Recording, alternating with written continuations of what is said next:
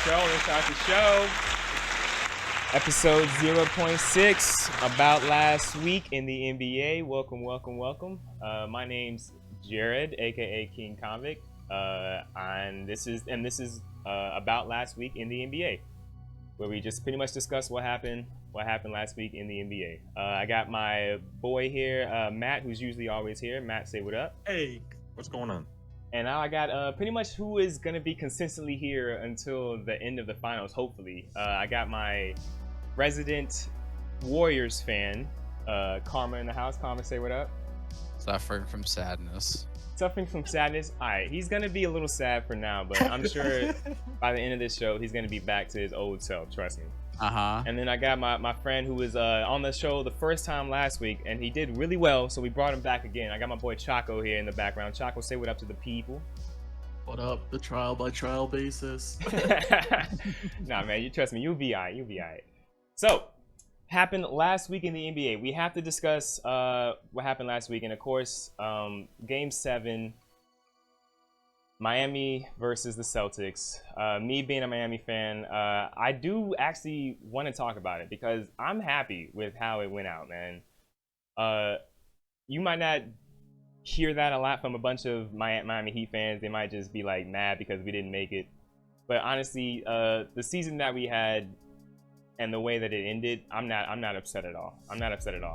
Let's just get right into it. Pretty much. Game 7, I was hella nervous going into Game 7. I don't know. I was feeling confident the day before, and then the day of, it just didn't feel right to me just going in. I don't know. And then I guess Miami also felt the same way because they just started out just poor as hell, just really poorly. Celtics jumped on them early in the first quarter, and it was just a 10-point game pretty much the whole time. Miami fought back here and there, but it was really just to no avail. Celtics were just a better team. I mean, it sucks to say that as a Heat fan, but I mean, it is what it is. The Celtics were the better team. They had more scores all around the court. Miami just was so stagnant. I think the Tyler Hero injury really played its part really big. He was the sixth man of the year, which you have to like give him his credit. He was like a very consistent player, enough consistency where he won an award for it. So him not being able to really give it his all, you got to talk about it. So Hero being hurt, that definitely hurt the Celtics. I mean the Heat. But other than that, man, it was just an all around just Celtics led, from beginning to end.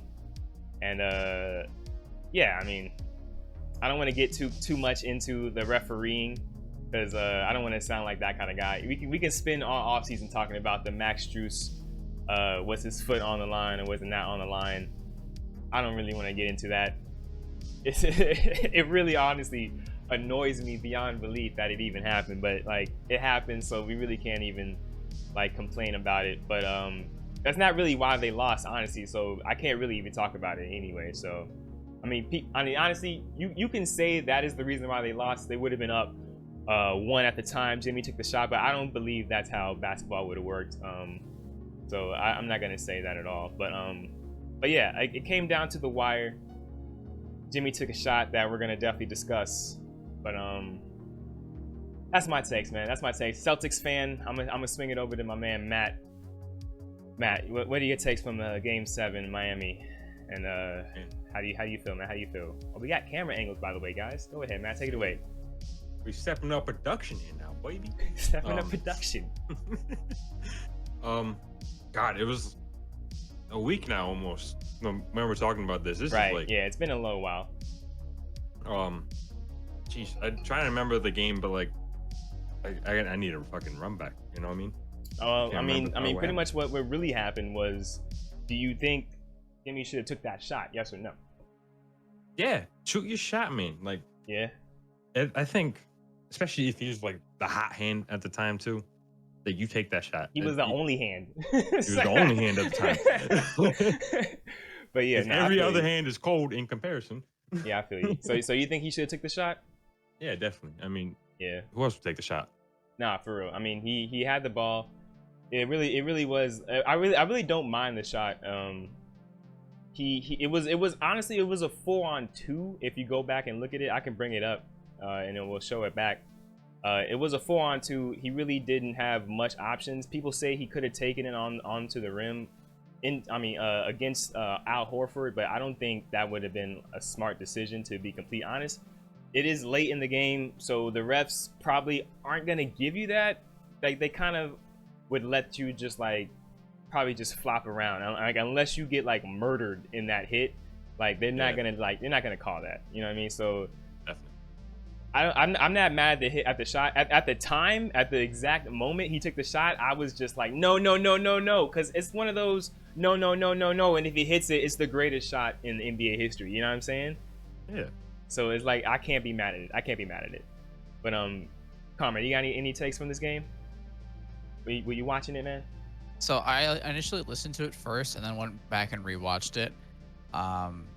When I heard the Jimmy Butler shot like go through, I thought it was a terrible shot at first, just because I'd only been listening to what they were calling out and what they're saying on the broadcast. And then I went back and watched it, and honestly, I think that was the best option for him, because you passes it out, and what happened with his other teammates, like in the following minutes, like they just kept bricking shots, so that wasn't gonna happen.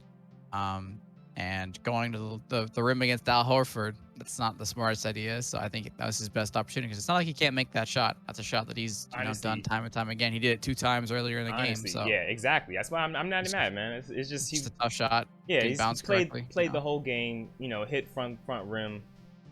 You know, what more can you ask for from your star player? You know what I mean? It is what it is. Chaco, any takes from the game? Do you think that was a bad shot? What do you think? I think just from the shot perspective, I kind of like it, just because in transition, he had already made a few buckets before. He's been feeling it for majority of the game. He was in motion, in stride. Probably going to be his best opportunity on that kind of drive, and he already had the ball in his hand. And he took it with 16 seconds left on the clock. They're down 2. You miss the shot, you still can play the foul game at that point. You're still giving your team time, because too many times you'd see, okay, he'd hold the ball, they dribble it down, might take a timeout if they still have one. I can't remember that far. But they dribble it down and be like, last second shot, do or die. It's just like, why not try and take advantage? Like, you hit the shot, you're up 1, all the pressure's on the Celtics now, not you anymore. Right. You miss a shot, they have to go make their free throws. We saw the game before, Jaylen Brown already missed 2 free throws, so it is possible. That's a good point. And you're playing time then, so. Good point. I mean, there's been so many times being a Laker fan, you see Kobe shoot some shots, you're like, what are you doing? And then he makes it, and you're like, okay, never mind, I'm not talking. So you're going to live with it. Like, yeah, you're like, okay, the shot didn't go in. You're going to scrutinize it. It goes in, you're like, Jimmy Butler's the best player here. Period. That's exactly what it is. This is just one of the best no, yes shots, like, if it would have went in, like, period.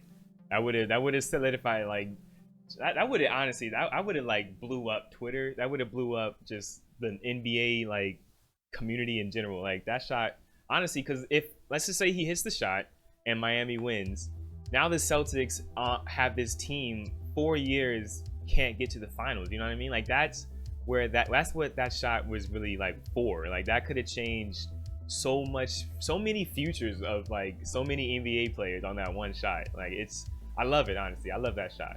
Just when you think about, like, the outcome of him making it versus missing it, it's insane, man. So I thought it was a great game. I'm happy the way it ended. I'm proud of my boys, man.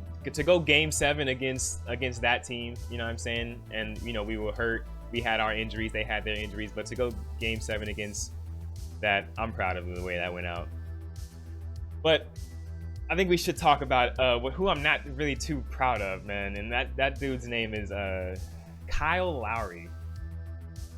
Anybody want to talk about the way he was playing before I give my general takes about the way he was playing? He was there for the vibes of it. He was there for the vibes. What about you, Carmen? What do you think? He was not playing. I don't know why you're saying the way he was playing. He wasn't. He was standing there getting, dribbled around. They're practicing on him like a traffic cone.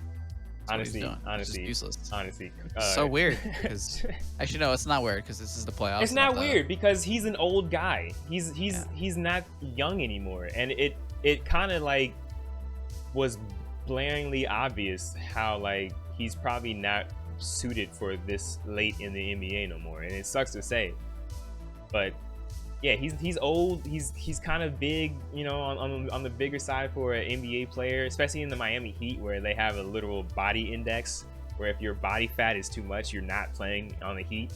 He clearly gets a little leeway with that, clearly, but you know, I just think he just pretty much showed that he's not worth the money that Miami is paying him, and He's stretching them underwear and stretching the rules too. Huh? I just don't think he's worth the money, man. Chaco, you got anything to say about the way Kyle Lowry was performing? I think with Kyle Lowry, we got to see what might be his future now. Just he's an older person. A hamstring injury, especially later in your career. I mean, I honestly think that was just truly affecting him because prior to going into postseason, I think it was in the Atlanta Hawks series he got the injury. So I mean, he's been dealing with this all playoff long, and he never looked right ever since the injury. He never looked right. He'd have like little spurts or something, but just never looked what the Heat wanted. And I think the Heat needed it too much because then you would be like, okay, at least we have Tyler Hero. Tyler Hero goes down. You don't have that second on-ball creator anymore, and that killed the team because the Celtics were dealing with their injuries. They didn't deal with injuries to their on-ball creators, and that's huge right now in the NBA. That's a fact. That's a fact. That's a good point, man. I mean, he was clearly hurt. I give you that, but that's another thing just about being old, man. Like, you're gonna need to play 100 and something games to get to the NBA Finals. You know what I'm saying? So like, well, it might change, you know, depending on our conversation later in the show.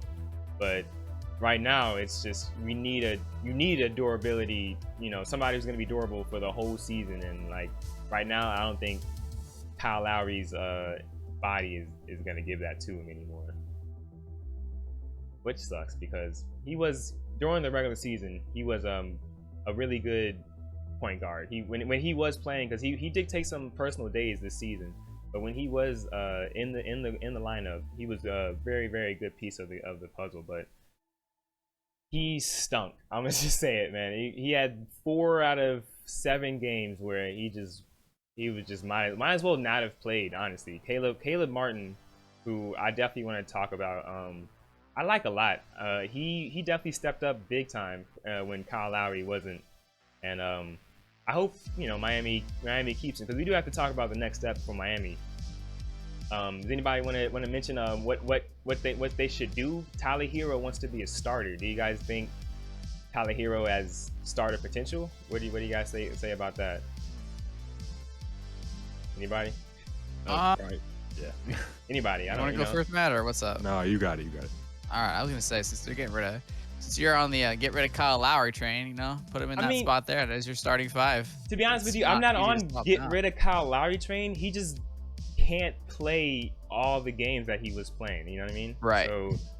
So that's what I'm saying. You swap his spot. You put him on a 6-man spot. You have Tyler Hero playing more minutes. You know, like him not being in that finals or that conference finals definitely hurt them. So having him, you know, get more experience throughout the season, giving him, you know, as many minutes as he needs to get ready. Like he's playing like the second, you know, option for scoring, unless you want to put like Oladipo he was playing starter minutes. That's what everybody is pretty much already saying. Yeah, of course, but he wasn't in the starter spot. Right. I don't know. You're saying bench Kyle Lowry for a Tyler Hero. That's going to be hard to get to Kyle Lowry. I'm not like against benching Kyle Lowry. It's just once you pay a guy that much money and it's Kyle Lowry, you know, championship winning point guard, it's gonna be a tough conversation, and it's probably a conversation that he's not gonna want to hear, he's not gonna want to have, and it's gonna probably, you know, make a rift.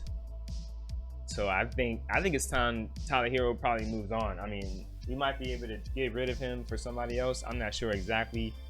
I'm not in the front office for Miami Heat. Thank God I'm not. Because honestly, this is a tough situation, man, because you got an old point guard who you're overpaying right now, young point guards who you should be paying, but you really can't because you have this guy. So it's just like, what do? You can't trade Kyle Lowry because he's friends with Jimmy Butler and Bam. So it's like, that might potentially, you know, make Jimmy upset. But the best move is to probably move Kyle Lowry because you just saw what happens when he, breaks down. He becomes literally unplayable. He's, he's a tough defender. He does all those little tricks to, get the fouls and everything and keep your team, maybe in it. But he's just not the performer that you're paying for anymore. So it's just, you might have to move Kyle Lowry, but I don't see that happening. Choco, do you see anything like that happening or what? Anything? I don't see the Heat moving on from Kyle Lowry. I see management going to happen for him just to preserve him long term, because it's all about just get to the playoffs. The Heat will get to the playoffs, and that's what you need. But then the Heat also have a lot of other questions, like Oladipo, for example, who was the main replacement for Kyle Lowry and Tyler Hero. Victor Oladipo, he is a free agent. Are you going to be able to sign him again or not? Because he did show potential, and he was working back from a catastrophic injury still, or still is. So are you going to be able to retain him? If you lose him, you're losing one of those other people who can create for you. So you're going to have Tyler Hero. I think you're going to have to keep Kyle Lowry no matter what. Probably losing Oladipo. Your guard room depth is then in question, because you're going to have Vincent. I don't know what they're doing with this 2-guard position with Max Strus, Duncan Robinson, Caleb Martin's also one of the potential guard forward that they have. It's a lot of questions in the guard room right now, but I don't think you can lose Kyle Lowry, just because I also think you're going to lose Victor Oladipo unless he takes a huge pay cut to stay with the Heat. To be honest, the Victor Oladipo, that's a good thing I wanted to touch on. He did play really, really well, and you did see some little spurts in him that you can probably bet on. So I do see some teams potentially going for him, but I don't know if too many teams are going to bet too much on Oladipo. So we might be able to retain him. That's my hope, honestly. That's my hope, that people saw what he can do but aren't going to bet too much. That's my hope, but you never know. Teams might be desperate. Seeing Victor Oladipo, they might just be like, let me spend up too much money on him just to get a name on my team, which could easily happen.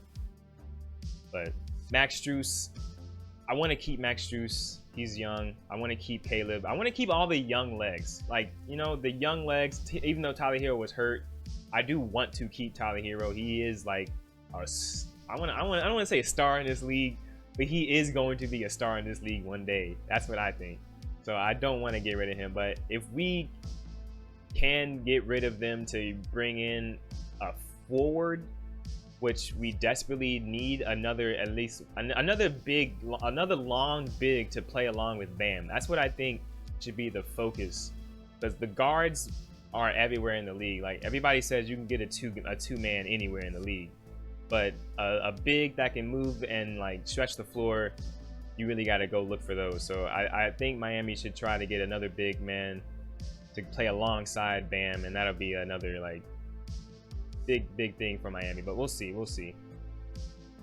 Still got Embiid, that Embiid tweet in the back of my head, but you never know what can happen, man. Off season is crazy, man.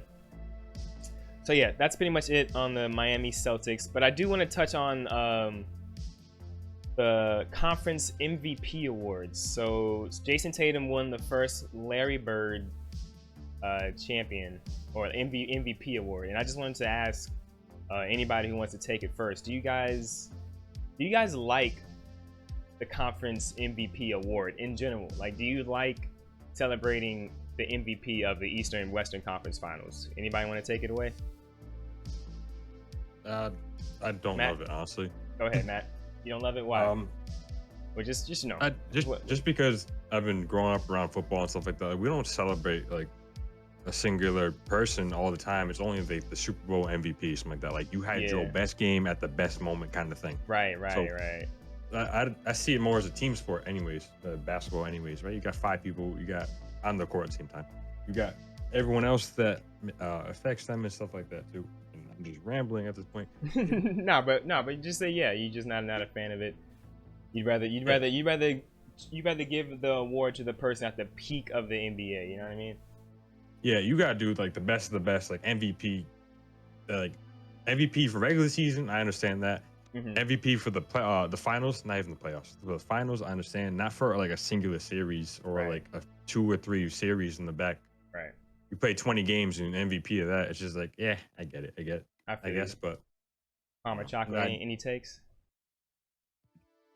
I mean, I was gonna just like Matt was saying. I don't think it's a smart decision to have that award in there. It doesn't really like show anything. Like at the end of the day, if it was like a playoff, like overall playoff performance, I'd be a little bit more accepting of it. But I still think it's dumb to add in an award that doesn't really change what was already being awarded during like the final ceremony with the finals MVP, because the finals MVP hasn't always just been who's the best in the finals. It's been who's the best for that team throughout. You know, like the voters much, was yeah. taking into account what they were doing in the playoffs at the same time.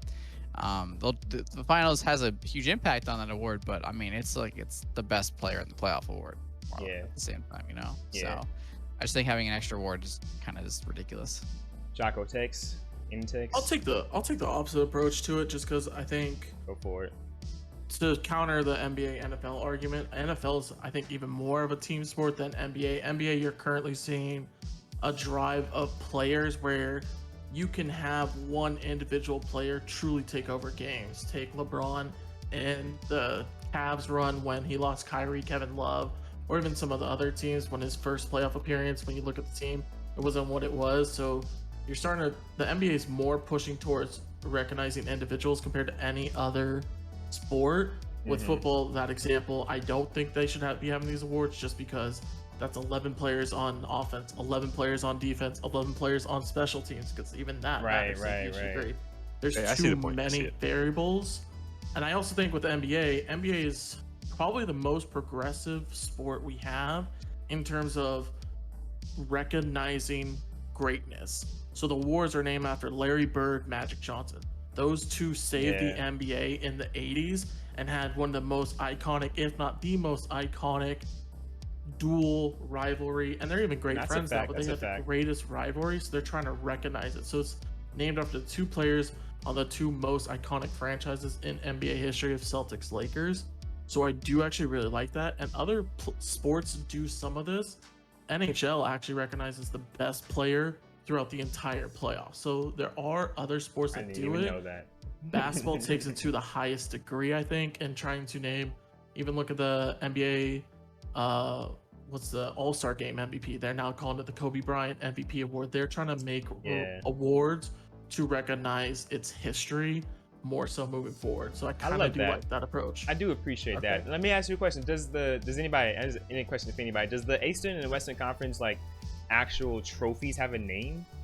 Like the ones that they've been given for years and years to the Eastern Conference Finals, do those actually have a name? I don't think they have a name, right?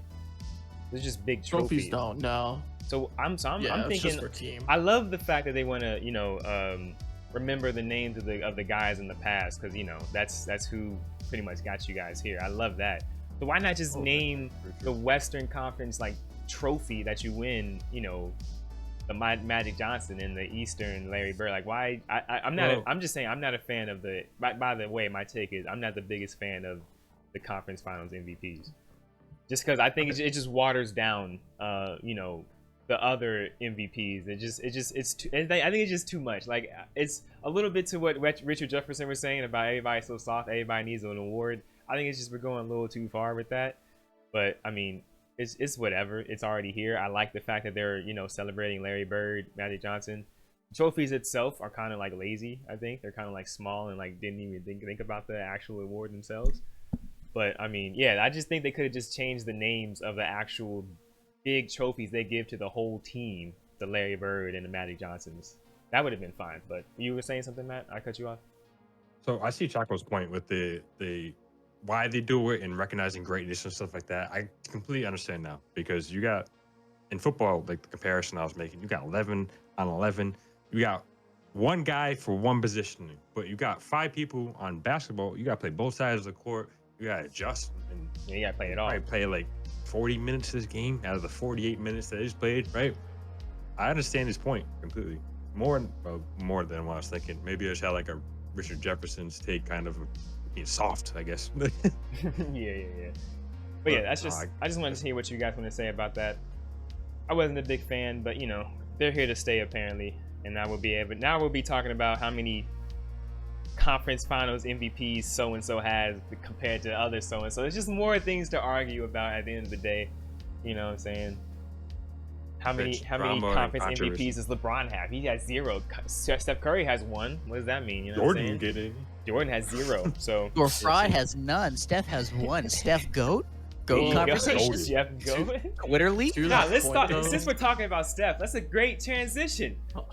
Karma. no. Let's put Oh, Karma no. on Front Street. Karma. Oh no. Karma's on camera. Bro, How you doing, let's go. Karma? Karma, man. Let's talk about it, I was man. doing Game I was one. doing pretty good for 3 quarters, you know? Game 1. Let me start. Let me just set up. Let me set up my boy Karma. I'm gonna throw him on Front Street. Game 1, Thursday. Oh, let me just say, by the way, today is Saturday. So it's been a couple of days since the game, and the next game is tomorrow. So game 1 Thursday happened. Steph Curry versus the Celtics, and I thought it was actually just a great game, man. I watched the whole thing beginning to end, of course, and it was just like it was great. It was a great game. It wasn't really too much to complain about. I don't remember complaining too much about refereeing, so I think that's a good sign. You know what I mean? Like Yep. it was just good basketball. But I don't know what to say. Karma, take it away, man. How do you feel about the Golden State Warriors and their 0-1 performance so far? Take it away, man. I think that was the first game that we've had so far in the playoffs where I didn't feel like the refs were trying to make it about them. You know, like I didn't feel like Facts. they were ever a problem in that game. The calls were good. They were letting them play. Everyone was getting even calls. The free throw shooting was just consistent throughout for everybody. I just think the Warriors just collapsed in the fourth quarter. I don't know what happened there. Well, besides, you know, everybody not named Steph not scoring, but Wiggins played pretty good throughout that entire game, which is great to see from him. Yeah, Wiggins was out there. Wiggins was out there. Yeah, he was doing stuff. Their defense was solid for a long time. You know, like in the third quarter, they had almost a 20-point lead at one point. They were pushing away, and then all of a sudden it just, you know, collapsed. Yeah. Hey man, but it happens. You know what I'm saying? I mean, I don't want to even say like, you know, they got cocky, but you know, I think it's just the defense, and this is different from the Dallas Mavericks, where everybody's bigger and can play basketball this time. It's not as streaky as it is with the Dallas Mavericks. You know what I mean? You got Jaylen Brown, you got Al Horford, but I will say a lot of things now. I want to give my main takes. Just general from the game itself. I don't think the Warriors should be worried. That's just my main take. Derek White played out of his mind. Honestly, Derek White. Mini Tatum. Derek, I don't like, dude. I know Matt's gonna want to talk about it, but I just want to give my takes before Matt goes crazy. Derek White. Crazy all day. I don't see him, of course, doing what he did. I think he had 23 points, and like he was just hitting shots in everybody's face. It was kind of insane. Al Horford hit 6 threes, I believe. 6 for 8. 6 for 8.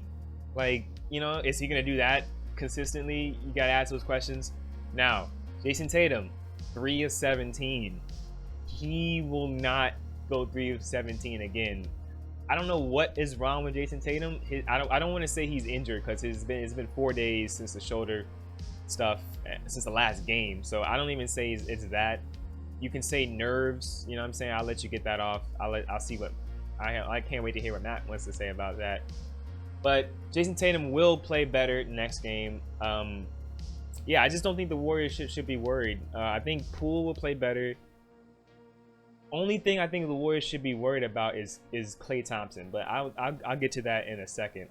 Matt, do you want to give your Celtics takes on how you feel that they played? Celtics in 5. No, I'm kidding. Holy shit. No, so it's fine that Tatum didn't like go off and stuff like that, and like he didn't have this 40-30 point game, wherever the hell. Right. We still proved that we don't need the Eastern Conference Final MVP to win some games. Okay, it's a good thing to fall back on. You know what I mean? Exactly. So you got mini Tatum, which is Derek White, right? Just had a kid playing it out of his mind. Like Literally. Chaco just sent me a fucking thing that said Derek White before having a baby, who's only averaging 6.7 points per game, only shooting about 23%. And after he had a kid, he's averaging 13 points and 42%, which is double Doesn't make sense. what he's doing before. Doesn't make sense. And out of his mind. The craziest thing is he had the kid in the Miami series, so like he came back. Game 5 or 6. He came back a whole different person, dog. I'm telling you, that was whole not new this, man. that was not the same Derek White, which is leads me in my notes. I really put, is that actually Derek White out there on that fucking court? He got something. It's not the same United Derek something. White, man. Like, I don't know who that guy is, but if he keeps playing like this, man, and then like Jason Tatum like gets going, like they have like a solid like offense. But Chaco, man, what do you want to say? Anything about this game, man? So General takes.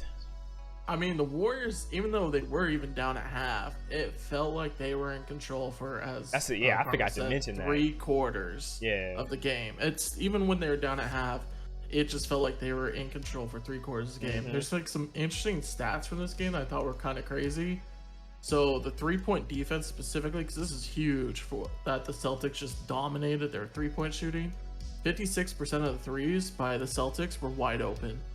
That was mainly by design though, because even if you go back to the Mavericks series, the Warriors left 3-point shooters open to sell out on individual players to a degree, but they relied on their closeout game. The closeout game, the Warriors was absolutely horrible, just terrible on that game.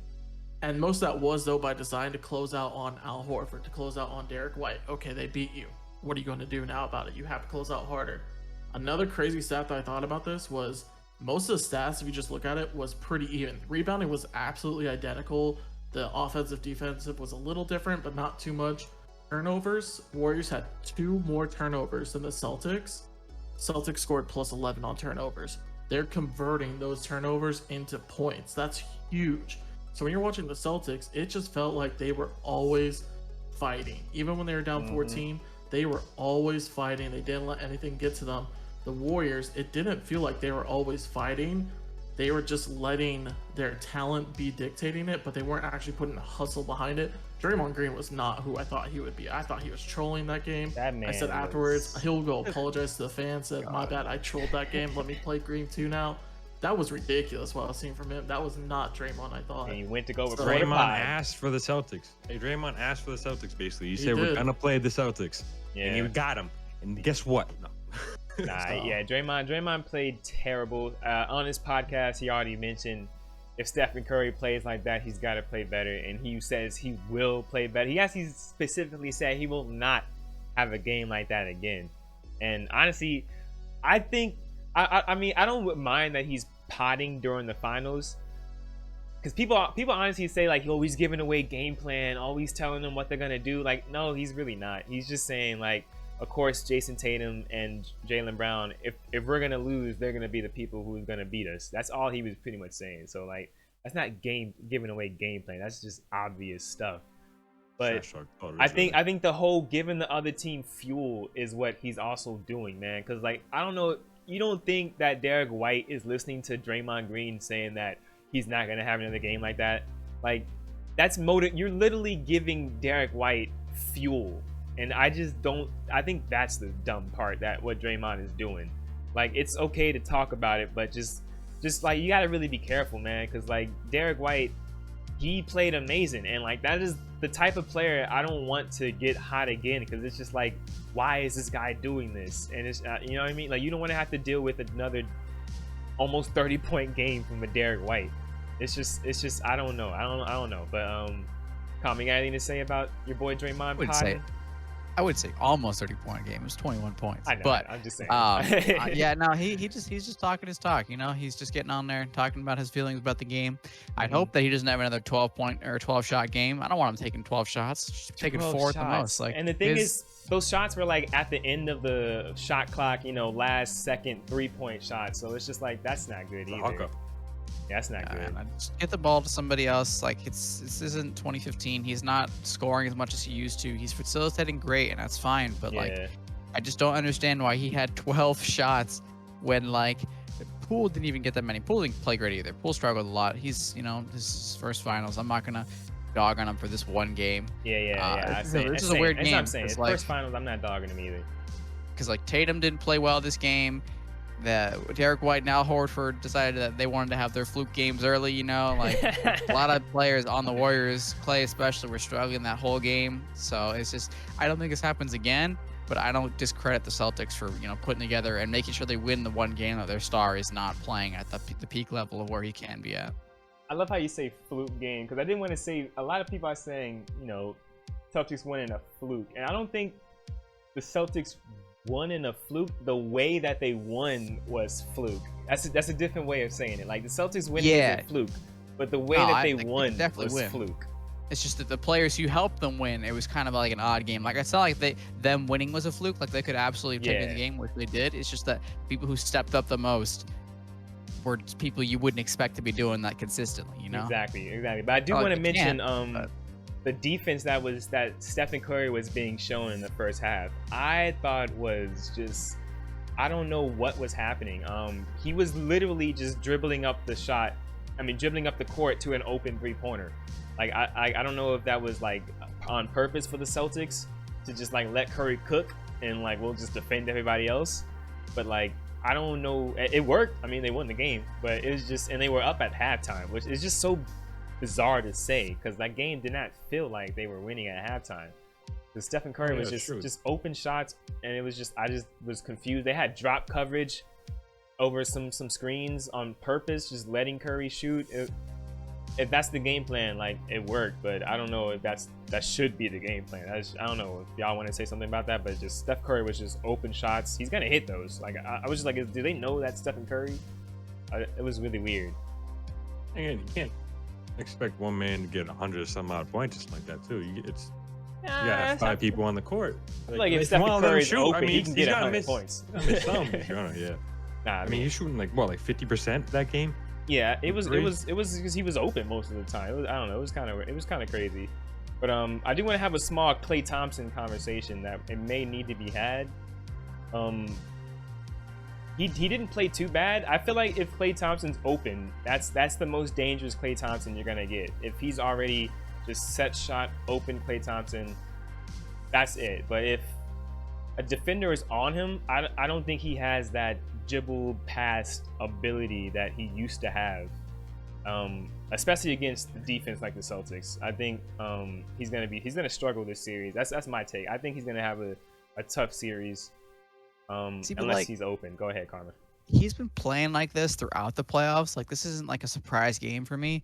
It's just, it shows a lot more when everybody else struggles at the same time, because Poole wasn't hitting all of his shots, because Looney couldn't get like to the paint as much as he was rebounding. There's no problem there, but he wasn't able to score like his 10 plus points at least. Draymond was struggling a lot that game. So I think because the Warriors as a whole were struggling, it really reflected a lot, because Klay's been putting up those 15, 20-point games throughout the entire playoffs. You'll have those insane Game 5, Game 6 performances, but this is how he's been throughout most of their run. It's on full display now that Steph had a game like he did and everyone else didn't. That's true. That's besides Wiggins. Wiggins just unbelievably consistent. Yeah, hey, I'm not mad at Wiggins, man. I think he wants that Finals MVP. It's like, nah, that would be crazy, man. A Wiggins Finals MVP, I would go crazy. But I think if Warriors do win, I think Curry's gonna lock that up. The way he was playing, I feel like that's more than a lock.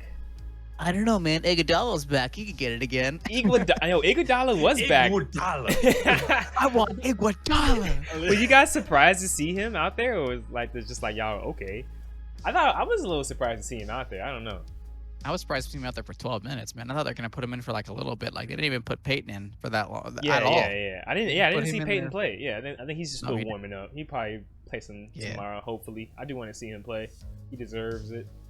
I mean, I'm glad Iguodala's getting minutes. He played great in those 12 minutes. It was just a shock that they gave him so much time when he literally just came back. Hey, real fast on the Klay Thompson take. What's up? That's just not his game style at all. If you go look up like the crazy Klay stats, like when he lights up, he did the craziest points in a quarter. He has like some of the top 3-point. You go look up those stats, they'll be like, here's the craziest stat. He had less than like 10 dribbles in the majority of those games. You're right. He had a game, I think it was against the Knicks, took 4 dribbles, did 40 points. That's just not his style at all. He is off ball to a T, what you wanted in a pure just, you're going to go shoot the ball. So it's just never been his style. That's why they love Draymond so much, and even Andrew Wiggins fits. They've always had a small forward, and then Draymond as well as their power forward. that can put it on the ground. So you had Harrison Barnes. He was a little better at slashing. He wasn't a great 3-point shooter at that time when he was with the Warriors. You had Kevin Durant then, one of the greatest scorers of all time, who can do any of it. Draymond, he puts the ball on the ground all the time, is trying to facilitate. Yeah. So that's why it just fits so well for Klay. Just when the whole team is not working, it's going to show Klay a lot. That's a great point. But only thing I want to counter is that Celtics defense is gonna be there when Klay catches that ball. So it's like, you know, 100%. he's gonna have to do a little something. Or maybe, you know, Steve Kerr can chef it up and get some more open shots for him, because he's gonna need it. He's definitely gonna need it. But yeah, I think that's it. That's all we gotta do. Next game is tomorrow. I think it's at 8 o'clock. We don't have to wait till 9 o'clock. Jesus Christ. Thank God. I was talking to somebody about that. I don't understand why these games are so late, especially it's in Golden State too. Like, I don't understand why. I don't want to have to sit and wait till 6 o'clock. I don't know why you guys have to sit and wait till 9 o'clock for you. Like, it's 9 ridiculous. o'clock start. Do you want to hear only why, game though? on for the week. Oh, go. You know, you got the reason why? What's Oh, up? it's 100%. It's because your two biggest markets in the U.S. who you're catering to are L.A., New York. They're 3 hours apart. You have to wait till L.A. specifically. So if you're in L.A., you have to take a usual 8 to 5 job. It can take you 2 hours to commute home. So you're going to have to start the game at 7. So they're going to take that information from New York, LA, and they're going to find the best viewership total time 9 on o'clock. these TV deals. Yeah, just because with New York, what's the saying for New York, the Big Apple? City never sleeps. Man, fuck them. There you go. I got work in the morning. I gotta sleep. Not New York though. That's the problem. You Man, gotta I'm take the two biggest I'm markets. gonna write Adam Silver a strongly worded letter, man. Hi there, my name's I need Comic. my I'm bigger than New York. Speaking of Adam Silver, man, let's talk about it. Let me go ahead and pause the music. Adam Silver is in talks about. Actually, I was surprised to see him even talk about it. Shortening the season. It's gonna happen. I feel like. I don't know what you guys feel about that, but I feel like it should happen. And let's just go ahead and watch this video real quick. I'm just gonna play. And let's play here where Adam Silver. Let's just play the whole video. I think it should be not that long. I'll cut it when Richard Jefferson stops talking. So pretty much, Richard Jefferson's making his response to the NBA potentially shortening the season. And here we go. They're moving towards is maybe just top 15 guys in the NBA. We'll see if those changes are made. I do want to get to, though, another interesting part of Commissioner Silver's press conference where he was asked about shortening the season, the possibility of that. Take a listen to what he had to say. I'm not against potentially changing the format of the season, even possibly shortening it a bit, if we can demonstrate that that's going to have a direct impact on injuries. And for example, last season, we played 10 fewer games and essentially had no impact. We want to make sure we have a system where our best players are incentivized to be on the floor. At the same time, we obviously don't want to see them injured. And so what we're hoping is we can all work collectively, the 30 teams together in a non-competitive way, together with our Players Association, and figure out what is optimal on these players' bodies so that they're incentivized to play but aren't overdoing it to the extent where they end up playing too much and pushing through injuries that ends up hurting their careers. So, yes and no. I just want to point out one thing before we get I know you're champ. Okay, so I'm just skip all this. Just get right into Richard Jefferson's take, because this guy gets all heated. He can't even sit down. He's so passionate. A different effect. What do you think of this, Rich? I think this is absurd. I think this is. Let me. I just got to stretch here. This is my issue right here. Right, is that you have game readies, you have Normatex. There was years ago where players used to not travel. They would not travel commercial. We have eliminated back-to-backs. We now have a week-long all-star break instead of like 3.5 days. Yep. And I remember guys used to have to catch flights, play the last game on Thursday, play in the game on Sunday, and then you would have a game on Tuesday, Wednesday. They have done every single thing. Every team now has sleep staffs. They have extra training staff. When I came into the league, you had 2 doubled as an equipment manager. Now you have massage therapists that travel with teams. Now guys you want to shorten the season? Like, how much more do we have to make this coddling and all of this stuff go with the players? It makes absolutely no sense. Professional sports is not good on your body. It's supposed to separate the people that can do it from the people that can't do it. And while we do want our best product on the floor, part of greatness is longevity. That's what Michael Jordan, that's what Kareem Abdul-Jabbar, that's what LeBron James, all of these guys, we talk about their greatness over a long period of time. And to keep eliminating this and dialing back to the point where it's like there's nothing else for the players to do. I think it is a joke. I think they should never do this. Now, if you were talking about the in-season tournament, I think that's 100% maybe if you wanted to just have a little bit more space. But this right here is the epitome of coddling players to make sure that everything is okay. On top of the fact that players are taking rest days. On top of the fact that they're taking rest days right now. So how are you going to give them rest days and then say, well, we're going to shorten it to 60 games. We're going to shorten it to 70 games. At the end of the day, they're still going to take time off. Tell them about the money. The money. Oh, they making all that money. I don't think anyone else is going to be. Yeah, these are the teams. These are the owners need to get on these. It's not just the players. Don't say the players. It's literally. I've seen guys have a thumb injury and not be able to play it back to back because they didn't want their conditioning to be off. Right? Like, if you have a thumb injury, you should be in conditioning. And I'm going to stop because I'm getting too excited here. But the fact that we want to talk about shortening the season now with all of this stuff, you tore your ACL. I've missed time before this. And it ain't just because of that. If guys aren't conditioning 24 hours a day to make sure that their bodies are taken care of, that's on them and that's on the team. But shortening the season, you're going to mess with records. You're going to mess with numbers. You're going to mess with so much of our basketball because this group or the way that's handled right now can't handle it. I'm off that. Yeah. Okay, and that's pretty much it. So you guys heard that, right? You guys were listening by any chance? Mm-hmm. Yep.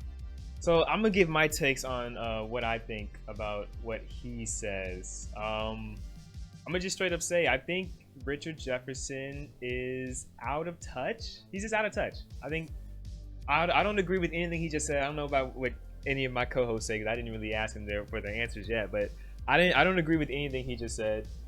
For many reasons. It's just he said a bunch of stuff, so I don't even know where to start. I guess I'll start with my main reason is the players back then in the 80s and 90s, I'm sure would have loved all of these amenities that NBA players are getting today, where they have massage therapists who fly with them, where they're not doing back-to-backs, where they're getting these, days off in all-star breaks. I'm sure those players would have loved to get those breaks, but they didn't because they were forced to keep playing the game. Because that's just what the culture was back then, is no time off. You're going to play these back-to-backs, you're going to fly here, you're going to do this, you're going to do that. And they just didn't really care about the players' bodies. So I think today's we definitely care more about our bodies in general because just science, advances over the years. So we just know more about a person's body. So the massage therapist flying with the team now, that player can feel better for those road games, so they can potentially play better. I'm sure those teams in the 80s and 90s, if they knew that information, if they cared enough to even study that information, they would have done those things. They just didn't do that stuff. It was the times back then. People smoked cigarettes on the airplanes. You know what I'm saying? People didn't care about each other's bodies that we do nowadays. So I think Richard Jefferson is completely out of touch with his take. I think what needs to be done is they need to shorten the season. They need to do anything they can to where the players don't want to take games off. 82 games is too many games. I've been saying that for as long as I honestly can remember. 82 games is just way too many games. I don't know what else to say. The players are gonna take games off because one, they can. It's not slavery. At the end of the day, guys, it's a job and they can take off if they choose to. And two, it's just they want to also play their best game when it matters the most. You don't see players taking days off in the playoffs. It just does not happen. You see players moving doctors to the side, let me play in the playoffs. Joel Embiid just had a broken face, a torn thumb, and a concussion, but he's playing the game of basketball. Nobody's in the game is soft, and that's just a terrible take, and I just don't agree with anything he said. Anybody else want to take it away? Anybody? I'm a little bit passionate about this too because Go ahead, Matt. Take it away. I see what you're saying too because I don't disagree. Sorry, I don't agree with Rich Jefferson at all. Okay. He has bad points against himself. Honestly, he says about the longevity of it, but he's like, you gotta do this. You gotta work 16-hour days, some bullshit like that. Like he's just like all about this. Like you gotta push your body because you're a professional and we're paying you money. Like no. Yeah. You want to talk about longevity? We gotta talk about all the sports science you can get, the sleep doctors and stuff like that. Exactly. We want to see Steph Curry balling out at 55 years old, dropping 35 points. That's what you get from longevity with the sports science shit. Period. I like that. Thank you. Anybody else? Matt? Karma, Chaco takes? I mean, same thing as Matt's saying. Like, I don't know what he's smoking and where I can find that. Because, like, this is honestly insane. I don't understand how any NBA player would be opposed to having a shortened season when they're still getting paid huge amounts of money. They get time to rest and come back and extend their careers for longer. Like, I don't think Al Horford plays as great as he does and stays as, in the NBA as long as he does without having consistent longevity and consistent, like, breaks in between his play, having that awesome team that they have down there in Boston for like making sure that he's healthy at the time. Like, it's just, I don't understand why people are against having more career length for players. Like, I'd love to see people stay longer because they're not getting injured from playing 80 games in a season. Yes. Like 82 games in a season. Like at some point it becomes redundant, like why are they still playing games? Like, it's pretty clear who's going to be winning. Exactly. Yeah, it gets to that point in the season where it's just like, okay, we know who's won, we know who's 7, we know, like, so let's just get to it. Like, Chaco, what do you take, man? I'll do the opposite of this because I don't think you should shorten the season, and I think they're already taking the steps to evaluate player safety. A lot of sports are doing this take. The only one that really isn't is baseball. That's just a whole nother case, but teams are already doing it individually minus season length. But with this, it's going to go into conversations of, okay, if we're going to shorten the season, are you okay making less money now? Your terms of deals are highly predicated on these TV deals that we're making, and we're selling TV networks 82 game seasons where we can do Lakers half of the season. They're going to be marquee games. Even if they're not a great team, you're going to be selling off of that. That's going to start hitting into their paycheck already. What they can do right now is take the Kawhi Leonard approach where it's like, okay, I don't need to focus on my regular season awards just because that's not what's going to matter to me. I want to be ready for the playoffs. So start managing that. Players can start taking more rest days in between. The NBA did get on them at that, though. They're like, if you have a marquee matchup, and what Popovich used to just say is it's a rest day. Doesn't even matter. Didn't even have to do an injury designation. They're like, you can't do that. Okay. Tim Duncan has a back injury. I don't need to tell you more than that. It's like, cool, whatever. So you're going to have to start finding that middle ground. I think players are going to be resting more in game, in season. And this is also why they expanded the rosters too to 15 players.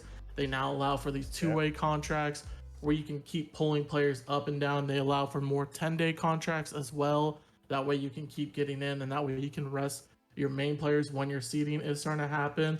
In terms of the 82 games where, you generally know that, I don't think that's always the case because look at last year. No one predicted the Hawks being the 5th seed, making it all the way to the Eastern Conference Finals. But because they had that length of season, they turned it around in the second half and were able to do that.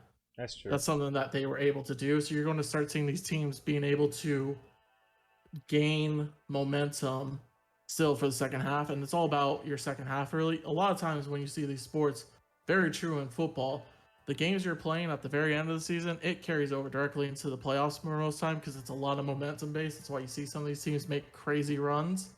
So by having a length of season, you're able to fully figure out your team to a degree. Some of these teams, they already know each other, so they don't have to do this to the length. But for the Lakers, let's take them for an example. They needed a full season to try and figure each other out, and they still couldn't do it. But they needed that time to do the adjustment period. So I'm actually against it, saying I think you should keep it length. You're going to have legacy comments where it's like, okay, you do 66 games like the NBA shortened season, the lockout season 2011. The Heat won it. that's already like in question. Like, oh, was that a full season? Are we going to knock them against that? No, I'm not going to knock it against them. There's some huge bargaining agreement. But then you could take, okay, 66 games, their legacy can start coming into question when you're one of the greatest doing this. Longevity does play a role now. Nah, that's good points. That's good points. I do agree with some of the things you were saying about the money-wise. Again, the legacy talk is going to be the most annoying part about the conversation, but at the same time, I don't think they were always playing 82 games, so I think, or were they? I'm not even sure about that. So that's a history lesson. I'm gonna have to go back and check. But yeah, the legacy talk, that's gonna be tough to have, but maybe they can, stretch the 82 game season out longer, so we're not ending in June. We can end, farther into the summer. So we're having more time in between the 82 games. That could be, a compromise. So we're not shortening the season, but we're just lengthening the season longer. So, more rest time in between. Because I don't know why he said no back-to-backs. There definitely was still playing back-to-backs last season. I don't know what information that was, or maybe they meant to say something else, but they were definitely playing. Like, I remember one time in the season, Miami had back-to-back, a day off, and then a back-to-back. It was 4 games in 5 nights. So I don't know what they meant by no back-to-backs, but maybe that's a new compromise. But yep. Anything else I want to say about that comment, about the talk, Richard Jefferson? I think that'll be your best case scenario, is even more so eliminating your back-to-backs. I know they've already been switching to that. They extended the All-Star break, which is true that they did it to a full week great. now. Yeah. It just so I think you're going to have to go a little farther for the end of the season, but that's the whole thing with the players. Just as like, do the players actually want to go longer season potential? Because then they're like, that's my off season where I'm with the family finally. I don't have to focus on 16-hour days now. They're going to have to come to some kind of compromise, you know what I'm saying? Yeah, they're going to have to give a little to get what they're wanting as well. In terms of the 82 games, it's been around for quite a long time. I think it started around 80 in the 60s is what it started at, and then they just added 2 extra games later on. So it's been 82 games for quite some time. Okay, so yeah, I was thinking, like, did they ever up it to 82, and then like the people before them didn't get a chance to like score more? How that would go, but yeah. Okay, I don't know. I think it's a compromise somewhere. I'm just glad I'm not Adam Silver and I have to do that. That's not my job. It's not my job. I just sit here and talk about it. So yeah, that's an hour. That's a show, man. That's a show. Clap it up. Clap it up. Yeah.